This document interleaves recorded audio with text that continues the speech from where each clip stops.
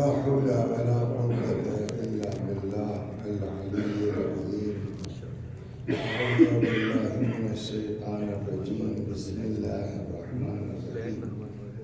الحمد لله رب العالمين بارئ الخلائق أجمعين باعث الأنبياء والمرسلين، والصلاة والسلام والتحية والإكرام على البشير النذير السراج المنير سيدنا ونبينا وشفيعنا إن شاء الله أبي القاسم محمد. اللهم صل على محمد وآل محمد. اللهم صل عليه وعلى أهل بيته مظاهر جلالك وجمالك، واللعن على أعدائهم أجمعين. أما بعد، فقد قال الله تبارك وتعالى وقوله الحق. أعوذ بالله من الشيطان الرجيم. بسم الله الرحمن الرحيم. يا أيها الذين آمنوا قوا أنفسكم وأهليكم نارا. صلوات اللهم صل على محمد وآل محمد. تو بات ہماری چل رہی تھی اس آیہ کریمہ کے ذیل میں کہ جہاں قرآن مجید فرماتا ہے کہ اے صاحبان ایمان بچاؤ اپنے کو اور اپنے اہل و عیال کو جہنم کی اس آگ سے جس کا ایندھن انسان ہے اور پتھر ہے. اور پھر اس سلسلے میں بات چلتے چلتے یہ آئی کہ ہماری اوقات اور ہے اور اہل بیت کی عظمت اور ہے. بے شک ہم اپنے بچوں تک محدود ہیں، اپنی بیوی تک محدود ہیں، بہت دعا ذات کہیں پیش نماز ہو گئے تو مسجد تک ہیں. لیکن اہل بیت پیغمبر کو اللہ نے وما ارسلناک الا رحمۃ للعالمین، ہم نے آپ کو ساری دنیا کے لیے رحمت بنا کے بھیجا ہے. اب تو ان کی ذمہ داری صرف اپنی نہیں ہے بلکہ ساری دنیا کی ہدایت ان کی ذمہ داری ہے. ان کے بعد جو ان کا جانشین برحق ہے اس پر ساری گفتگو ہو چکی ہے کہ پھر ان کی ذمہ داری بھی کوڑے کھائیے ساحر کہا جائے، گھر جلا دیا جائے، گلے میں رسی ڈال دی جائے، لیکن یہ سب برداشت کریں گے، امت کی ہدایت کی فکر کریں گے. اور اسی لیے پیغمبر نے فرمایا کہ انا وعلی ابوا هذه الامہ، ہم اور علی اس امت کے باپ ہیں. تو باپ کا مزاج یہ ہوتا ہے کہ لڑکے چاہے جتنے نالائق ہوں لیکن آخر تک باپ کے دماغ میں یہ ہوتا ہے کسی صورت سے ہماری اولاد ٹھیک ہو جائے، ہماری اولاد سدھر جائے. اور پھر جب دیکھتا ہے کہ حالات نہیں ہیں تو بیچارہ مرنے سے پہلے وصیت کر جاتا ہے کہ بھیا میرے بعد یہ کرنا، میرے بعد یہ کرنا. اس لیے کہ انسان کا مزاج یہ ہے کہ جیتے جی اگر نہیں مانتے تو وصیت پر ضرور عمل کرتا ہے آدمی، کوشش یہ کرتا ہے. تو اب 4 مجلسوں کے بعد کل 5ویں میں ہم آئے یہاں کے تو وصیت ہر باپ کرتا ہے. تو علی امت کے باپ ہیں، تو علی علیہ السلام نے بھی وصیت کی ہے. جواب جی ہاں، مولا نے بھی وصیت کی ہے. اور یہ نہیں کہ صرف اپنے بچوں سے بلکہ ہمارے آپ سے سب سے مولا نے وصیت کی ہے. اس کا کچھ حصہ کل عرض کیا گیا. کیا تھا؟ صلوات محمد.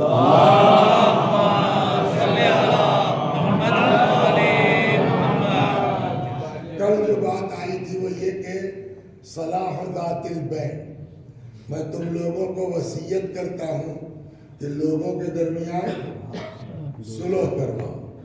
اس لیے کہ رسول اللہ نے فرمایا ہے صلاح ذات البین افضل من عامۃ الصلاۃ والصیام. 2 لوگوں کے درمیان صلح کروا دینا عام نماز روزے سے افضل ہے. اور لوگوں کے درمیان فتنہ فساد پھیلانا یہی انسان کی جو ہے وہ ہلاکت کا اور بربادی کا سبب ہے. کل تک یہ بات ہے. تو تو جب عام لوگوں میں مصالحت کا ثواب اتنا ہے، مل جل کے رہنے کا ثواب اتنا ہے کہ نماز روزے سے افضل ہے، تو پھر اپنا خاندان، اپنے رشتے دار، اپنی خالہ کا بیٹا، اپنے ماموں، اپنی، پھر ان کی اہمیت کتنی ہوگی.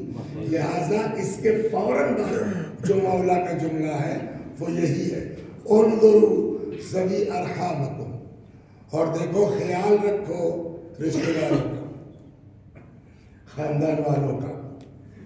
انظروا ذوی ارحامکم، رشتے داروں کا، صاحبان رحم کا، خاندان والوں کا خیال رکھو. فصلوہم، ان کے ساتھ اچھا سلوک کرتے رہو. فائدہ کیا ہوگا؟ سنیے غضب کا جملہ، یحول اللہ علیکم الحساب، اللہ تمہارے حساب میں آسانی کرتا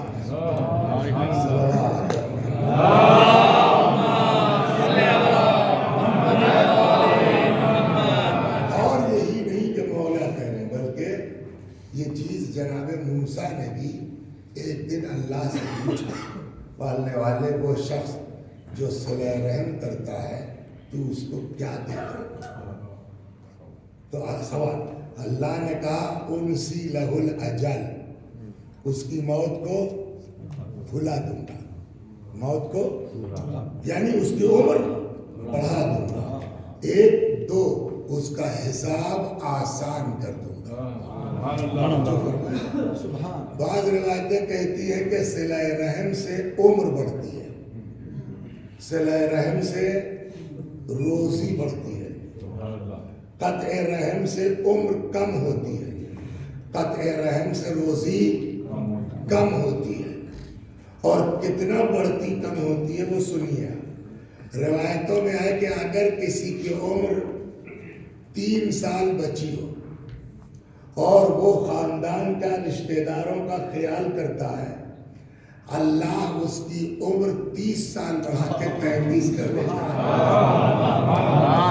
اور اگر کسی کی عمر 33 سال بچی ہے اور اپنے میں مست ہے، فیض آباد میں رہتے ہیں، ہر کمرے میں اے سی لگا ہے، یہ مثال کا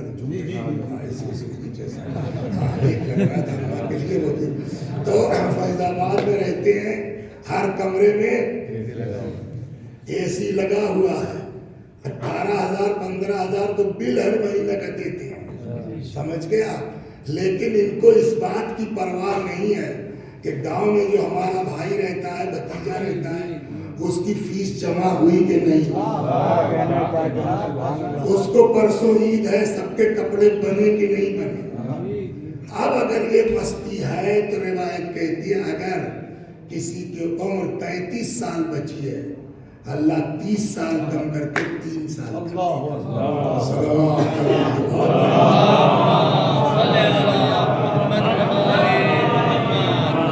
میرے اوپر تو بیتی ہے، میں سناتا ہوں اپنا قصہ آپ کو.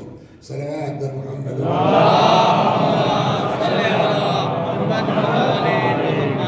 ہمارے علاقے کے لوگ جانتے ہیں، جن کی گاڑی سے ہم جاتے آتے ہیں، عباس بھائی ان کا نام ہے. تو ایک دن ہم تھے ادھر مظفر پور کی طرف، کافی دور، 500 کلومیٹر. ان کو لے کے ان کے گھر سے فون آیا کہ وہ ان کے بڑے بھائی ڈاکٹر بھی ہیں بیچارے، طبیعت ان کی خراب ہے، تو کچھ زیادہ تھا. اب یہ تو لگے رونے. اب میں تو یہ گھبرایا کہ یار 500 کلومیٹر جاؤں گا کیسے، یہ آدمی چلائے گا کیسے. بہرحال گئے، خیر انہوں نے دیکھا لے کے لکھنؤ گئے، وہاں ایڈمٹ کر لیا. مجھ کو کہتے ہیں کہ یہ میری گاڑی ہے، ڈرائیور ڈھونڈ لیجیے آپ، جیسے چاہیے جہاں چاہیے جائیے، لیکن میرا بھائی ہاسپٹل میں ہے، میں اپنے بھائی کو چھوڑ کے نہیں جا پاؤں گا. ہفتہ دن 10 دن جو بھی ہوا، وہ آدمی لکھنؤ میں پڑا، حالانکہ نقصان ہوا، وہ ڈرائیور لے گئے، کدا دیا، اس کو کچھ ٹوٹ گیا، کیا ہوا، پر نتیجہ سن لیا. خیر ان کے بھائی ٹھیک بھی ہو گئے، ماشاءاللہ پریکٹس کرنے لگے. ایک دن ادھر ہم لوگ آ رہے تھے رانچی کی طرف سے، رات کے 1:30 یا 2 بجے تھے. نیل گائے تو آپ لوگ دیکھ ہی رہے ہیں، 100 کے آس پاس اوپر گاڑی کی رفتار تھی، اور یوں آ کے سامنے سے نیلگائے گزری ہے، شاید 1-2 سیکنڈ کا فاصلہ رہا ہوگا. میں بھی جگ رہا تھا. میں نے کہا عباس بھائی دیکھا آپ نے، یہ جو حدیث کہتی ہے صلہ رحم سے عمر بڑھتی ہے. یہ دیکھ لیجئے آپ نے اپنے بھائی کے ساتھ کیا، آپ کے چکر میں میری بھی جان.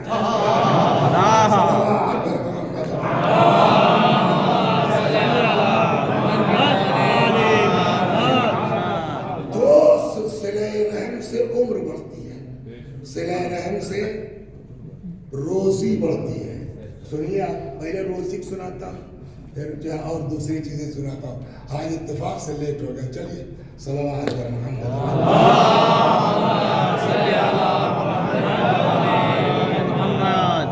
تو روایت کہتی ہے صدقۃ ترد البلا. کیا؟ صدقہ بلاؤں کو ٹال دیتا ہے. مولانا وسیع حسن صاحب چلے فیض آباد سے یہاں کویت آنے کے لیے. لکھنؤ سے فلائٹ تھی، راستے میں ایکسیڈنٹ ہو گیا، پیر ٹوٹ گیا، اسپتال چلے گئے، لیٹے ہیں. یہاں خبر آئی کہ صاحب وہ مولانا تو نہیں آئیں گے. کیا ہوا؟ کہا ان کا پیر ٹوٹ گیا، بیچارے اسپتال میں. کبھی بھی کسی کے ساتھ کچھ ہو سکتا ہے. لہٰذا یہ بات ہمیشہ ہم کہتے ہیں، اینٹھو مت اگر حالات اچھے ہیں. کب کیا ہو جائے گا بے شک بے شک. اب یہاں تو تبصرہ تو سب کرتے ہیں نا. دیکھو مجلس پڑھتے ہیں، صدقہ بلاؤں کو دور کرتا ہے اور خود ہی صدقہ نکالے بغیر چل پڑے. صدقہ نکالے نہیں ہوگا تبھی تو ایکسیڈنٹ ہوا. مجھ کو خبر ملی، میں نے کہا یار 50 روپئے نکالے تھے بھائی. کہا جب 50 روپئے نکالے تھے تب ایکسیڈنٹ کیسے ہوا؟ صدقہ جو ہے بلاؤں کو ٹالتا ہے، تو آپ کی بلا کیوں نہیں ٹلی؟ اب اس کی مثال دیتا ہوں. صلوات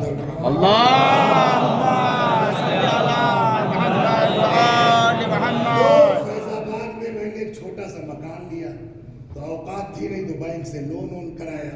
تو لون کرا کے بہرحال بینامہ ہو گیا. وہ مومن آدمی تھے. اب وہ چونکہ چیک پورا بنا تو ان کو چیک پکڑا دیا گیا، وہ چلے گئے. 2-3 دن کے بعد آئے، وہ 1 لاکھ روپیہ لے کر کے واپس. اور ان کا 50 تو اس کام کے لیے ہے اور 50 میں آپ کو دے رہا ہوں، رکھ لیجئے. میں خیریت کہنے لگے میرا گھر جو ہے پتہ نہیں کب سے بند ہے، کتنا بجلی کا بل باقی ہوگا نہیں معلوم، تو آپ کیوں جھیلیں؟ تو دکھلا لیجئے گا. اگر 50 سے زیادہ نکلا تو آپ دیکھ لیجئے گا، اور 50 سے کم نکلا تو جو بچا آپ کا. خیر ہم نے پتہ کروایا، بجلی کا بل نکلا کتنا؟ 42,000. تو 8,000 کا فائدہ ہو گیا. تو اب وہ 42,000 روپے دے دیے صاحب، بل جمع ہو گیا. دوسرے مہینے بل آیا 44,000 کا. 42,000 جمع کرنے کے بعد کیا ہوا؟ 44,000 کا. تو جن کے ذریعے بنا کیا تھا ان کو فون کیا ہم نے. کہنے لگا مولوی صاحب ٹینشن مت لیجیے، گھبرائیے مت، ہو سکتا ہے کمپیوٹر پہ نہ چڑھا ہو، جمع ہو گیا، اگلے مہینے صحیح ہو جائے گا. تو واقعی اگلے مہینے صحیح ہوتے آ گیا. تو کبھی کبھی ایسا ہوتا ہے کہ آپ پیسہ جمع کر دیجیے مگر فیڈ نہیں ہوتا.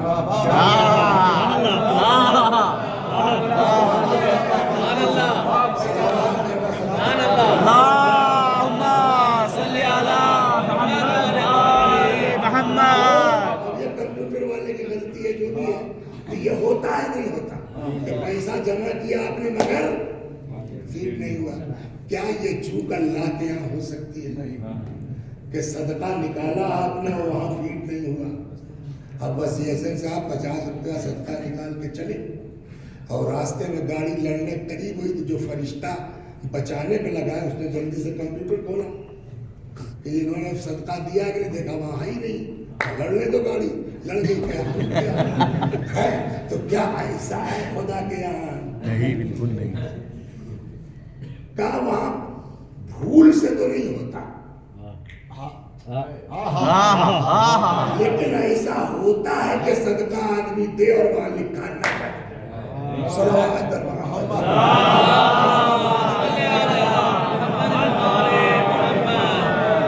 کیا مطلب؟ اب سنیے یا سب سے بڑا چندہ جو ہے 100 دینار کا ہے مولانا وسیع حسن صاحب کا. سمجھ گئے آپ؟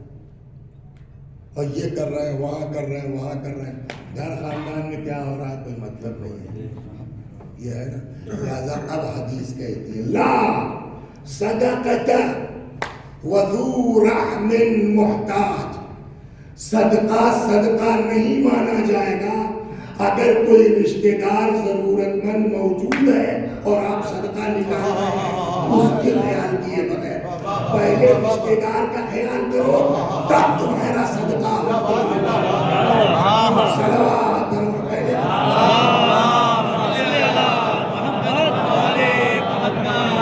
اب وسیع حسن صاحب لڑے کیوں؟ صدقہ تو نکال کے چلے تھے نا. کہ وہ صدقہ تمہارا لکھا ہی نہیں گیا. کیوں نہیں لکھا گیا؟ کہ جب خاندان کا خیال نہیں کرو گے تو تمہارا صدقہ بھی صلوات محمد.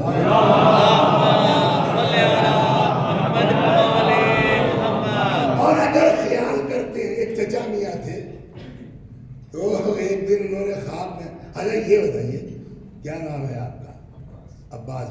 بیوی کی بات ماننی چاہیے کہ نہیں؟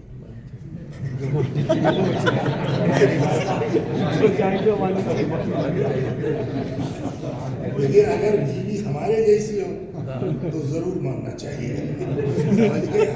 اور اگر بیوی اس ٹائپ کی ہو کہ ہمارے میکے والے سب کچھ ہیں اور تمہارے گھر والے کچھ نہیں تو بالکل نہیں سننا چاہیے.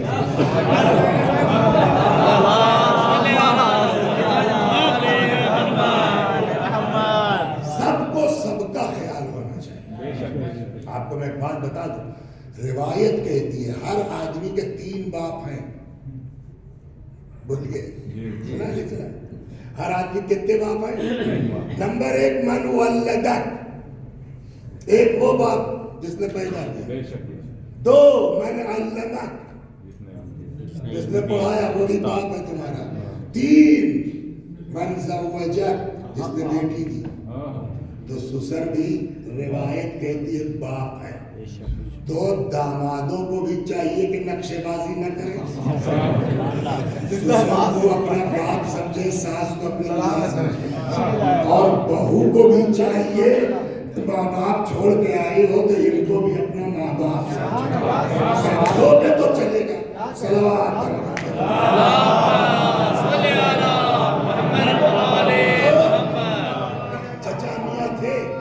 خواب دیکھا انہوں نے. کوئی آیا کہا بھیا تمہاری زندگی کے ہوئے 2 حصے، آدھا غربت میں آدھا دولت میں.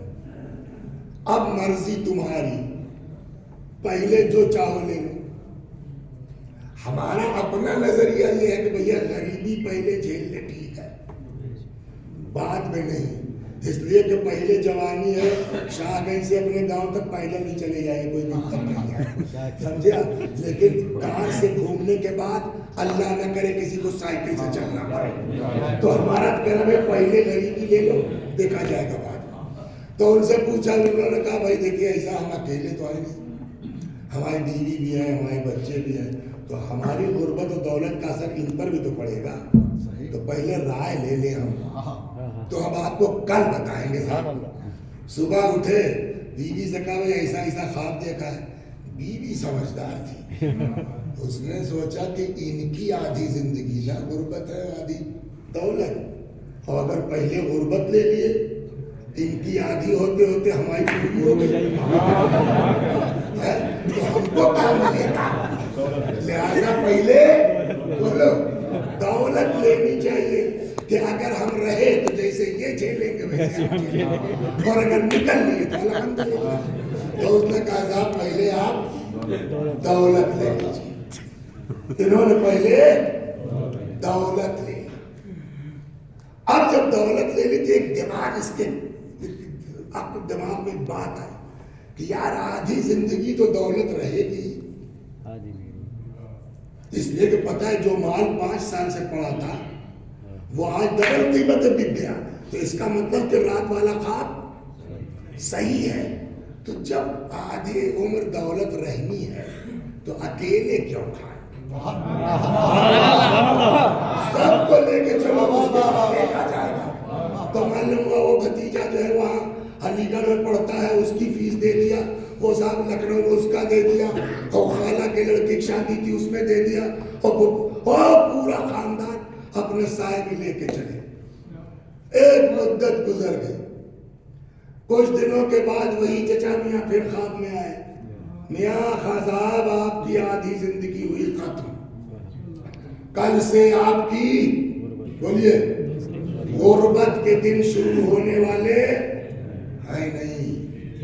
کل سے آپ کی غربت کے دن شروع ہونے تھے, لیکن دولت کے زمانے میں تم نے اتنا اپنے خاندان کا خیال رکھا ہے کہ اللہ نے خوش ہو کے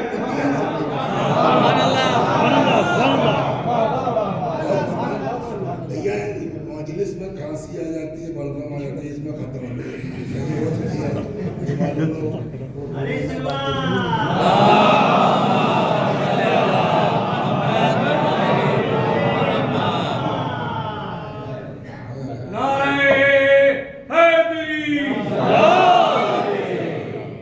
ایک اور صلوات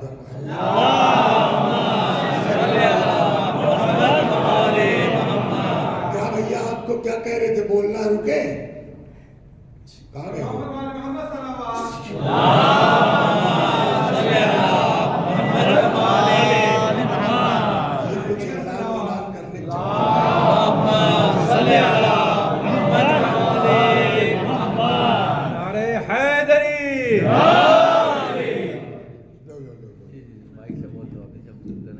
مومنین, انشاءاللہ اگلے نیکسٹ سال کے جو پروگرامات ہیں جن میں انشاءاللہ محرم, سفر اور رمضان کے پروگرام, پہلے میں رمضان سے شروع کرتا ہوں. جیسے اس سال رمضان کے بابرکت مہینے میں یہ پروگرام ہوئے, پہلے شرح سے مولانا سید علی رضا نقوی صاحب نے خطاب کیا, وہ کنفرم ہے انشاءاللہ اگلے سال وہی خطاب کریں گے. اس کے بعد مولانا صادق حسن صاحب نے خطاب کیا, دوسرے اشرے سے وہ خطاب کریں گے, اور تیسرے اشرے سے علی جناب وسیع احسن خان صاحب.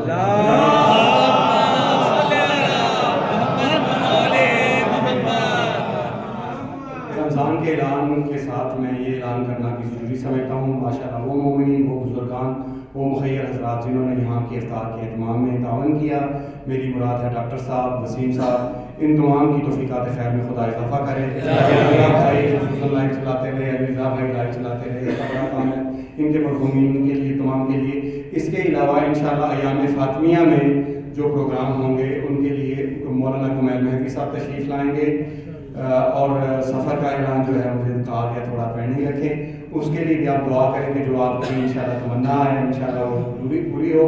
اور انشاءاللہ اور بھی بہت سارے علماء ہیں, اور میں خصوصاً اس حوالے سے آپ سے درخواست کرتا ہوں کہ خصوصاً دعا کریں ہمارے مطہری بھائی, ذوالفقار مطہری بھائی کی خدا توفیقات میں اضافہ فرمائے. وہ پورا سال کوشش کرتے ہیں, اچھے علماء کو جو ہے انتخاب کرتے ہیں اور ان سے ٹائم لیتے ہیں اور یہاں پر تشریف لاتے ہیں. امید ہے اسی طرح انشاءاللہ یہ سلسلہ جاری رہے گا اور آپ بھی تعاون کرتے رہیں گے. پر محمد وعلی محمد صلی اللہ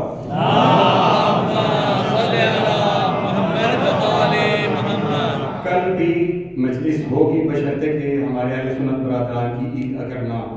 کل بھی اسی طرح مجلس ہوگی جسے خطاب کریں گے حجت الاسلام والمسلمین مولانا اسقی حسین صاحب. اگر عید ہوئی برادران اہل سنت کی, پھر عید نہیں ہوگی, پھر مجلس نہیں ہوگا, ادروائز یہاں پر مجلس ہوگی. پر حبیب خدا ختم الانبیاء بلندر صلوات.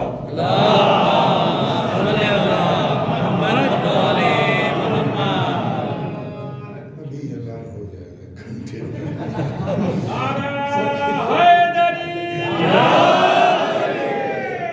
سنیے صاحب, تو دو بھائی تھے, یہ میں تجربے کی باتیں کر رہا ہوں, سمجھ گئے. تو دو بھائی تھے جناب, وہ بنی اسرائیل کا قصہ ہے, موسیٰ کی امت کا. دونوں کھیتی کرتے تھے. تو وہ کھیتی کا معاملہ یوں تھا کہ زمینیں نہیں بٹی تھی, کھیتی کرتے ایک ساتھ تھے. جب پیداوار ہوتی تو وہ بانٹ لیتے تھے. تو گیہوں ہے صاحب, وہ کھلیان میں اپنا سب بھوسا الگ اور گیہوں الگ, دونوں بھائیوں کا الگ الگ بٹ گیا. اب جو ہے وہ, اچھا قدیم زمانوں میں آپ لوگوں کا بھی ہوگا کہ وہ گھر سے ذرا فاصلے پر کھلیان ہو جاتا ہے. تو اب انہوں نے کہا کہ ایسا ہے کہ تم دیکھو میں ذرا گھر کھانا کھا کے آتا ہوں. اب بڑا بھائی چلا گیا. اب چھوٹا بھائی کہہ رہا ہے کہ یار جتنا مجھے ملا اتنا بھائی جان کو میرے کوئی آگے پیچھے ہے ہی نہیں، میرا کیا خرچہ ہے؟ لیکن بھائی جان بیچارے کے بیوی بچے پڑھائی لکھائی تو اگر میں اپنے والے گیہوں میں سے آدھا گیہوں اس کے اندر ڈال دوں تو ان کا کچھ کام ہو جائے گا۔ اس نے اٹھایا اپنا آدھا گیہوں ڈال دیا، اب وہ آئے کھانا کھا کے، جاؤ بھائی تم اب یہ سوچ رہے کہ یار میرا تو جیسے تیسے چل جا رہا ہے، چھوٹا بھائی بیچارہ غربت کی وجہ سے شادی نہیں کر پا رہا ہے، اگر میں اپنے والے میں سے آدھا گیہوں اس کے میں ڈال دوں، اچھا اور دونوں کس طرح ڈال رہے ہیں کہ پتہ نہ چلے، سبحان اللہ مدد کرنے کا کمال یہی ہے، سبحان اللہ بتا کے احسان جتا کے، سمجھ گیا؟ میاں جس وقت بیمار تھے میں نے مدد نہ کی ہوتی جب تک چلے گئے ہوتے، کوئی فائدہ نہیں اس مدد کا، قول معروف خیر من صدقۃ یتبعها اذی، مسکرا کے اچھے سے بات کر لینا کہیں بہتر ہے اس مدد سے جس میں اذیت پائی جاتی ہے۔ صلوات پر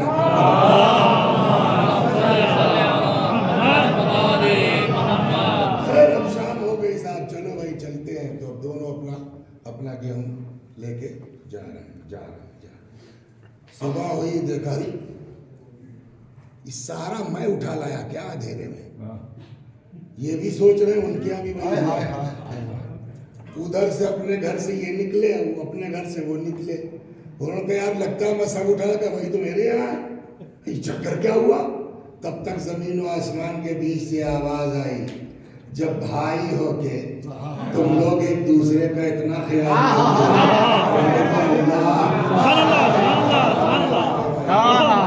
برکت چاہیے مل کے رہیے، ان کو چڑھانے دیجئے، ان کو سمجھانا، ہاں بیوی سے جھگڑا مت کیجیے، ارے یار تم صحیح کہتی ہو، تم جو ہے بھیا جو ہے ان کا دماغ ٹھیک نہیں ہے، ایک ٹائم کی آدمی خوب کر لو، مگر باہر نکل کے تو دونوں بھائی آپس میں ڈیسائیڈ کر لو کہ ہو سکتا ہے کہ ہم لوگ ان سبوں کو دکھلانے کے لیے لڑ بھی جائیں، مگر اس کو انڈرسٹینڈ رہیے گا۔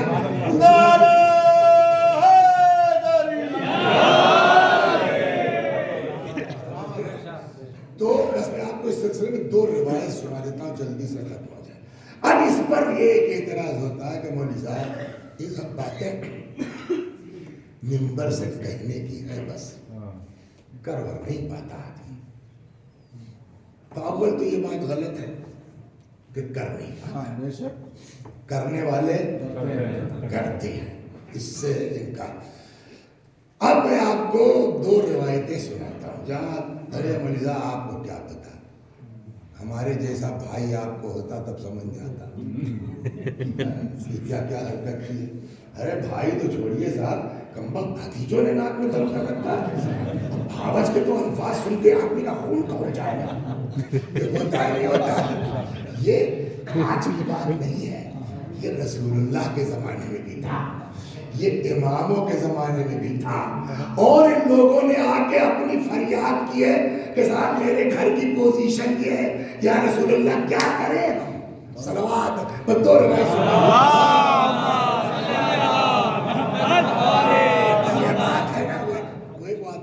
سیریل گھر گھر کی یہ جو پڑھ رہا ہوں، یہ وہی گھر گھر کی کہانی ہے، اس میں کیسے ہم کو رہنا ہے، ایک حدیث رسول اللہ سے، ایک امام صادق سے۔ میرے بھائیو تجربہ کر کے دیکھو، اگلے سال پھر آنے والا ہوں، اگر غلط نکل جائے تو جو سزا آپ چاہیے دیجیے۔ صلوات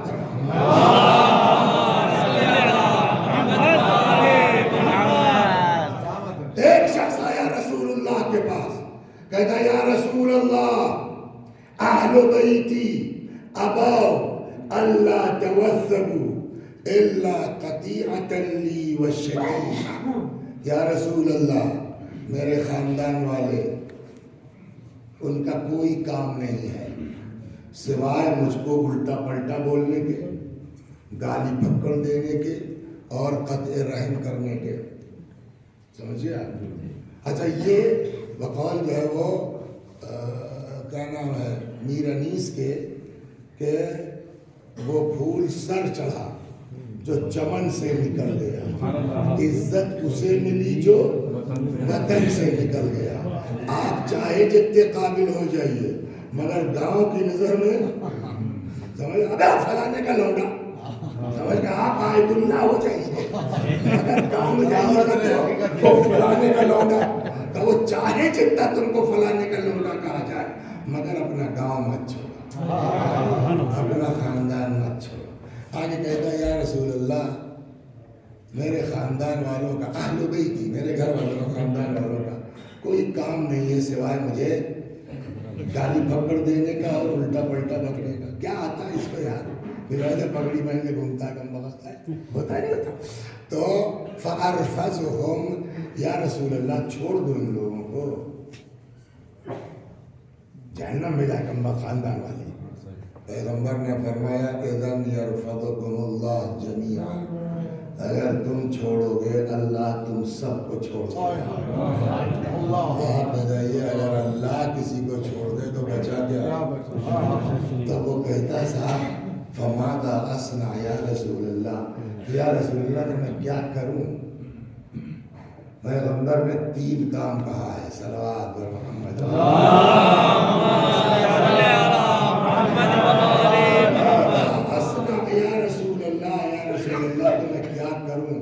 پیغمبر نے فرمایا نمبر 1 صل من قطعک، اس سے ناتا جوڑو جو تم سے ناتا توڑو۔ سمجھ گیا؟ مثلا یہ ہے کہ صاحب آپ کے بیٹے کی کیا نام ہے تمہارا نام بولتا ہے عباس بھائی، تو ان کے لڑکے کی شادی تھی، اب انہوں نے صاحب جو ہے وہ خطوط، ان کا بچے میں خط بولتے ہیں ہم لوگ کا کارڈ بولتے ہیں، تو سارا خطوط تیار ہو گیا۔ اب یہ ہوگا بھائی کسے دینا ہے کسے نہیں دینا ہے، تو سارا معاملہ پھنسا آ کے خاندان کے ایک آدمی پر۔ تو اچھا ہر گھر میں ایک آدھ جو ہے وہ نیتا ٹائپ کی عورت ہوتی ہے، ہر گھر میں چاہے وہ آپ کی بیوی ہو چاہے بہو ہو چاہے بہن ہو، ایک نہ ایک ہر گھر میں نیتا ٹائپ کی۔ تو وہ صاحب جو ہے وہ بھائی کیا خیال ہے، تو اس نے کہا یہ بتائیے پاپا انکل نے فلاں بھائی کی شادی میں بلایا تھا آپ کو؟ کہا نا۔ اچھا جب وہ لڑکی کی کیا تھا تب؟ کہا تب بھی نہیں۔ اچھا جب بھائی جان کی شادی میں آپ نے بلایا تھا آئے تھے؟ کہا نا۔ اب کیا فیصلہ ہوگا؟ حکومت تو یہی تو ہوگا نا۔ تو اب گھر والوں نے کیا طے کیا، اب کی تو ان کو نہیں بلانا، کسی کو بلا لیں گے ان کو دعوت۔ رسول اللہ نے کیا فرمایا صل من قطعک، کسی کو بلاؤ یا نہ بلاؤ ان کو ضرور بلاؤ۔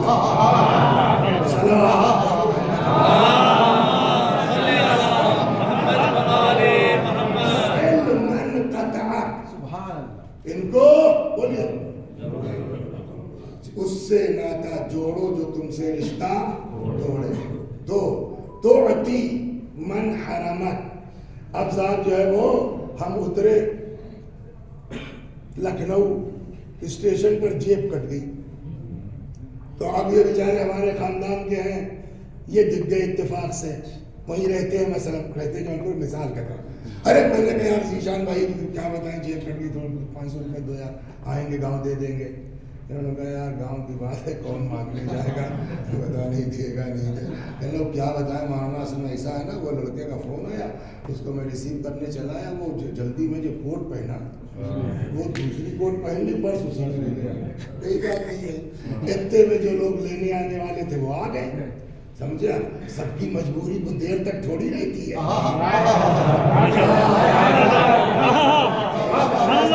بے شک بے شک، سب کے پلٹتے۔ اب صاحب چمچماتی کار لے کے آ گئے، فارچونر بیٹھو بھیا۔ اب آگے بڑھے تو دیکھا صاحب یہ ایک جگہ کھڑے کچھ خرید رہے ہیں اور وہ 500 کی نوٹ۔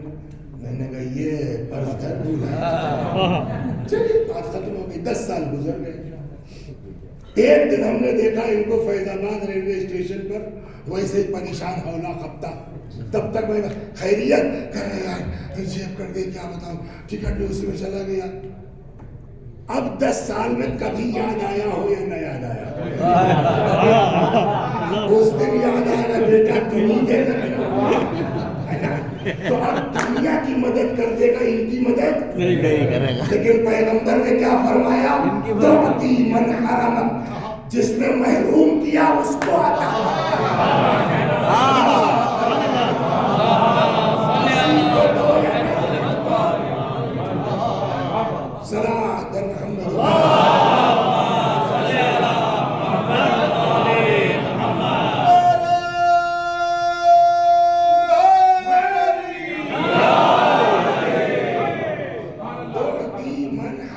اس کو عطا کرو جو تمہیں محروم کرے وَتَعْفُوا عَنْ مَنْ ظَلَمَكَ اور اس کو معاف کرو جو تمہارے اوپر ظلم کرے. خیر یہ 3 کام کر لیا. اس کا مزہ کیا ہے وہ سنیے. پیغمبر نے فرمایا فَإِذَا وَإِذَا فَعَلْتَ ذَلِكَ اگر یہ 3 کام تم کر لے گئے اللہ تمہارا پشت پناہ ہو جائے. اور اگر کسی کی بہتی میں خدا ساری دنیا ایک طرف پشت پناہی ہے. بے شک بے شک.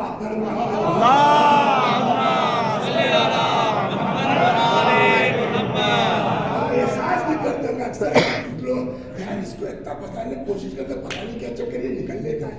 وہ نہیں نکل لیتا. اس کا معاملہ ایسا ہے کہ خدا اس کے بعد یہ ایک ہوا اور بس دوسرا سیم ہے. چھٹے امام کے پاس آ گئے ایک صاحب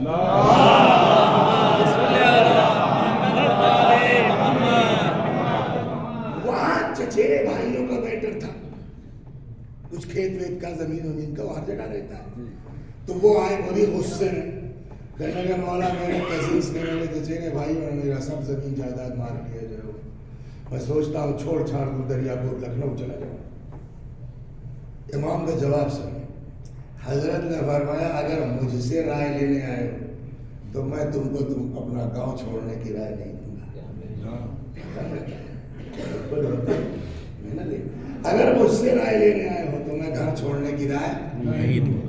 جاؤ ان کا جو کام ہے وہ کریں تمہاری جو ذمہ داری ہے تم کرو.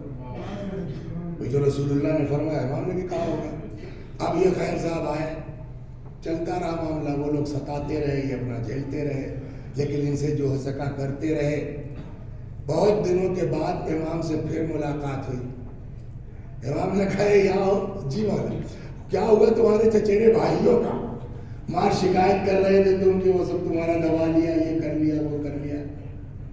کہنے لگے مولا پتہ نہیں کیا ہوا مطلب تو کہا وہ تعاون پھیل گیا جیسے کورونا آیا تھا اس میں سب چلے گئے. تو میرے ابا والی زمین جو دبایا تھا وہ تو ملی. ان کا کوئی تھا نہیں. ہم لوگ سگے بھتیجے تھے چچیرے بھائی تھے وہ ان کی بھی سب آ گئی.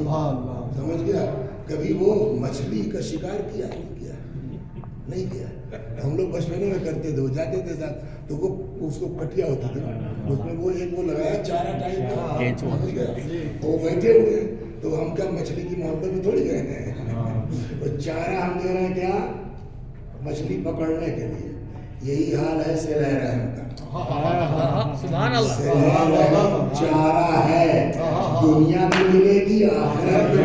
سبحان اللہ.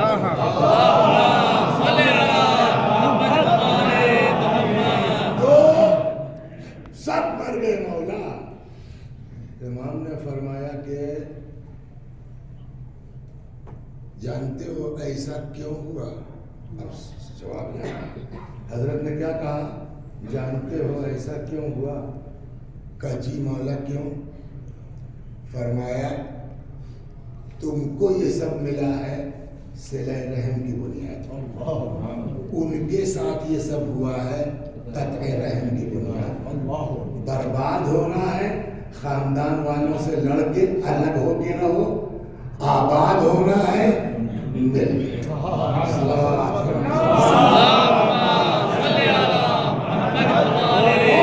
آخری بات ایک چیز اور سنا دیں. کیا بتائیں یار جوگی پورے بھی گیا وہاں 40 دن رہ کے آیا مگر دعائی نہیں قبول ہو رہی ہے. ہم نے کہا جوگی پورے نہیں تم کربلا چلے جاؤ تمہاری دعا قبول نہیں ہوگی. ایسا کیسے. خدا کہتا ادعونی استجب لکم میرے بندو مجھے پکارو میں تمہاری پکار کو سنتا ہوں. آپ آرے نہیں قبول ہوگی. میں نے کہا ایک ہی چیز میں تھوڑی آگے بھی تو سنو.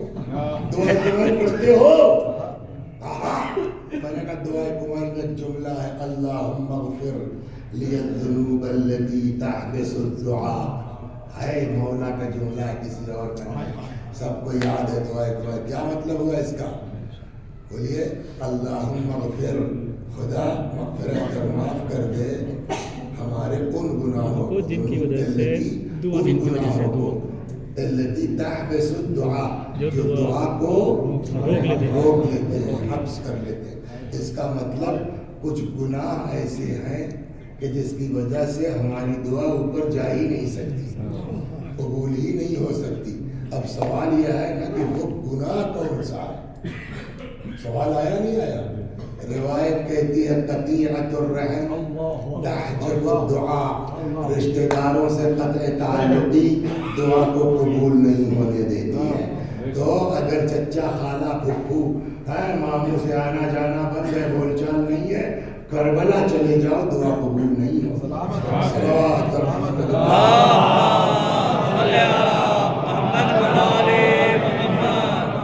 اور یہ سب چیزیں کہنے کی نہیں ہے, سمجھ گیا؟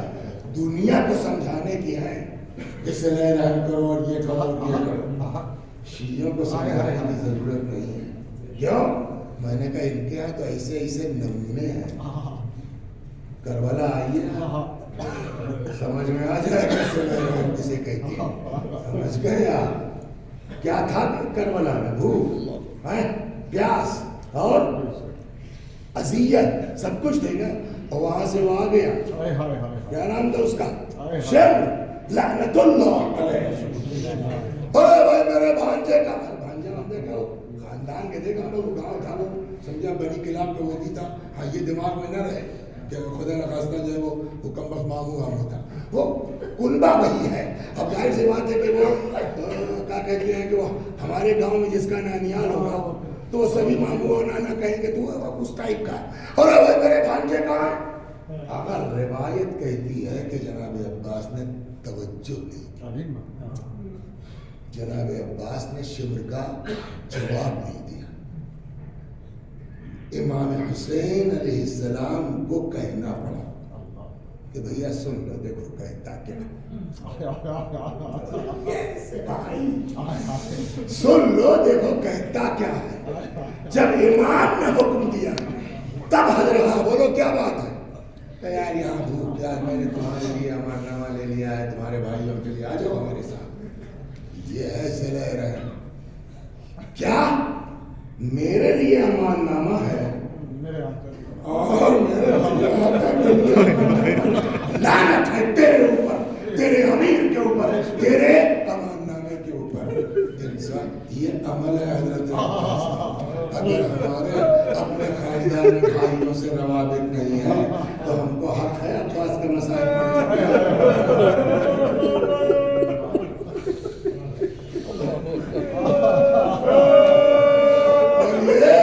آج محرم کی حاضری کا حق ہے ہم کو, اس کے تعلقات بھائی سے نہیں ہے. اور یہی وجہ ہے, بتائیں آپ کو نا, وہ جملہ امام حسین نے حضرت عباس کے لاشے میں کہا ہے, امام نے وہ جملہ نہیں کہا. اللہ اکبر. میدان میں دو جملے طولانیوں کی اذان کے وقت آئے میدان میں, لڑتے لڑتے جب دونوں بازو قلم ہو گئے, حضرت حبیب نے تشریف لائے, آواز دیا اخا ادرک اخا. امام کے کانوں میں عباس کی آواز پر. روایت کا جملہ ہے کہ عباس کی آواز ہو کے باز شکاری کی طرح.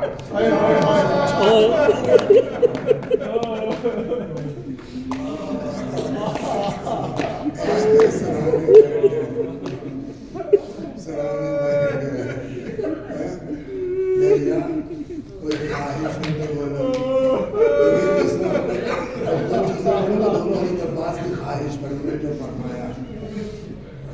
ایک ذاکر تھے جن کا نام تھا سید کاظم, تو ان کے ایک دوست نے کسی دن خواب دیکھا آئے کہنے کاظم بھائی ہم نے حضرت کو خواب میں دیکھا اور مولا نے کہا ہے کہ کاظم سے کہو میرا مسائل کیوں نہیں کاظم نے کہا یار پڑھتے تو ہیں، کہا نہیں، حضرت نے کہا جو سب سے سخت مسائل، کہا جلدی بتاؤ آقا نے کیا بتایا؟ تو وہ کہنے لگا حضرت نے کہا ہے کہ میرے ذاکر سے پوچھنا جب کوئی سوال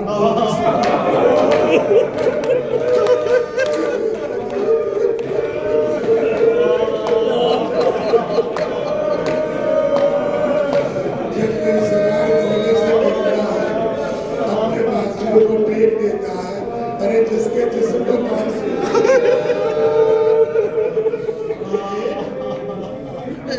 دوسری حضرت کی خواہش جب امام حسین قریب آیا، بس میں نے آپ لوگ یہ سنتے ہیں سر زانوں پہ رکھ لیا اور تو حضرت نے پوچھا کہ بھیا کوئی خواہش ہو تمہاری؟ تو حضرت نے کہا کہ میری لاش مت لے جائیے۔ کیوں؟ کہا آپ کہتے تھے نا تم فوج کے سردار ہو، سردار کی لاش دیکھ کے برداشت نہیں کرتا۔ اور دوسری وجہ یہ ہے کہ میرے بچوں سے پانی کا میں نہیں چاہتا کہ بغیر پانی کے میری لاش بھی ان کے سامنے چلے۔ دوسری خواہش یہ ہے کہ ایک آنکھ میں خون ہے،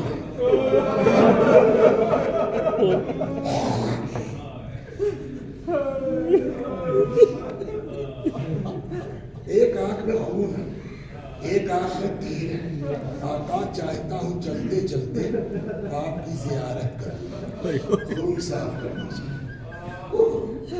کسی ذاکر نے چھوٹا جو بیچارہ اس نے قوم جیسی جگہ یہی بات پڑھ دی تو مجلس میں ایک بزرگ عالم نے بعد میں بولا کہ نہیں ہو بیٹا ایسی سخت روایتیں مت پڑھا کرو، روایتیں ضعیف ہوں۔ وہ بیچارہ کم سے کم اس کا نام سیکھے حضور جنہوں نے ٹوکا تھا، کہتے ہیں کہ انہوں نے رات میں خواب میں دیکھا آقا تشریف لائے ہیں، فرماتے ہیں تم کربلا میں تھے۔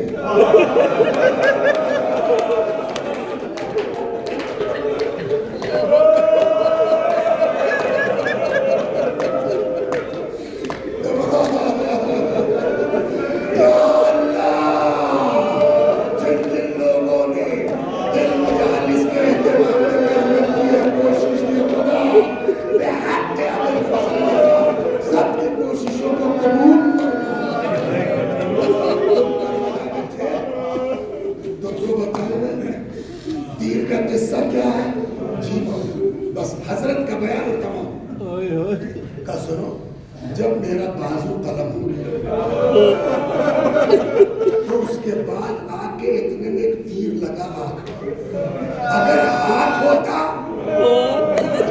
ہاتھ سے نکال لیتے، لیکن ہاتھ تو جدا ہو چکے تھے تو میں نے پہلے سر کو جنبش کی کہ نکل جائے، جب نہیں ہوا تو میں نے طریقہ یہ نکالا سر جھکا کے سائیوں سے اتنے میں پیچھے سے کچھ پڑا